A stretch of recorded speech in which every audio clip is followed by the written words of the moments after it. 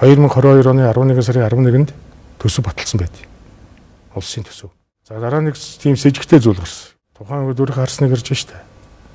22 оны 11 сарын 17-нд эхний гэрээг хийсэн мэл.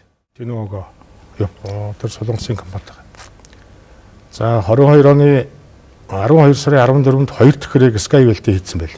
Тэгээ би тэр гэрээг огтоос мэдэхгүй байсан. Хараагүй анхудаа тэнд орсон. 22 оны 12 сарын 20-нд над руу иргэшилжиж байгаа. Энэ юу гэсэн үг вэ? Тэгэхээр надад гэрээ хийх, санхүүгийн эрх нээх хэрэг бол угаасаа байхгүй засгийн газрын төвшин талаад ажиллаа хийж явж байгаа. Тийм учраас би оролцоогүй.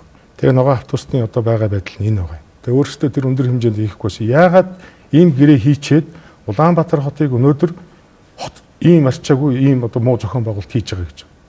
Тэгээ өөрөөсөө л хийсэн асуудал шүү дээ. Тэр 22 оны 10 сарын 9-ний өдөр засгийн газрын хэрэглэхийн дараа гамрын болон бас тэргүүтээ улсууд засгийн газрын сайд нар ерөнхий сайдыг дагуулад Эрдэм Транс, Тэнөөгөө төрийн өмчт 2-3 одоо тийм аж ахуйн нэгжээр орсон. Нэг нь болохоор цахилгаан тээвэр байсан. Нөгөөх нь автобус 3 байлуудаа. Тэгээ нийтийн тэн дээр юу ярьсан гэхээр ер нь бол төрийн өмчт үйлдвэрийн газар бол нэгдүгээрт одоо байдал нь иймэрхүү өштэй л гэж хэлсэн шүү. Хоёрдугаарт хувийн хвшлэн ийм одоо амжилттай явдаг бүх юм байгаа биз гэж. За тэгээд дээрэс нь засгийн газрын хэрэглэх газрын өрөөнд ажлын хэсэг байгуулагдаад 4 байна уу 5 удаагийн хурал болсон юм байл. Ялангуяа төр хувийн түншлэлийн хүрээнд Нийслэл Улаанбаатар хотын нийтийн тээврийг хувийн хвшилтэй одоо консорциум болгож нэгтгэх ажлыг хийх гэжсэн шүү дээ. Тэгэхээр өөрийн чи хэлтгэр хэн чиглэл өгсөн бэ гэж. Хэн? Магадaltaй 2-3 хүн байна шүү дээ. За нэрийг одоо хэлд. Би магадгүй хамраа ирсэлнэ гэж бодож байна. Магадгүй би зөвхөн хариуцсан одоо үндэсний хороонд арах ч юм уу гэж бодож байна. Би хардах хэрэгтэй. Скотсыг хэлж байна.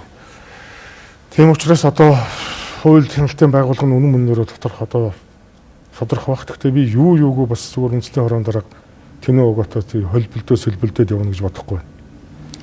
Дахны гаралтай улс төрчид хамааралтай гэдэг яриад хойд гарч л байсан. Биш. Тэнөөгөө компани гүйцэтгэх захирал Эрдэнэт чинь Говьтай аймгийн хүн.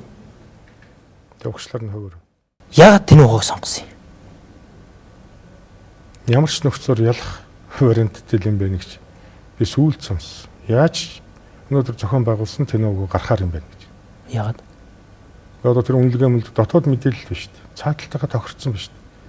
Солонгосуудтайгаа тохирчихсан дотоод мэдээллийг авч ин бүх талын дэмжлэгүүд мэдээллүүд байна шүү дээ. Энэ дээрээ сурж бичвэрэмтэй давхар бүрдүүлж орж ирсэн шүү дээ. Би тэг сонссон шүү. Одоо бол наад чи яг шүүхтэр очиод энэ асуудал яригдах байх.